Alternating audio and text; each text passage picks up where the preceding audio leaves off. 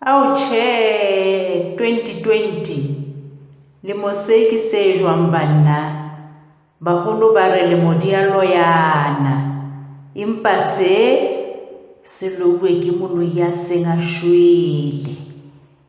Selemo sa re kenya monwana ka leihlo, sa re phenya mahafi, sa re fuduwa sepono, sa re hata ditorong, sa re sua ra sala re le bonolo jwalo ka lekoko la kunyana, re hauhele tlatlama tjholo.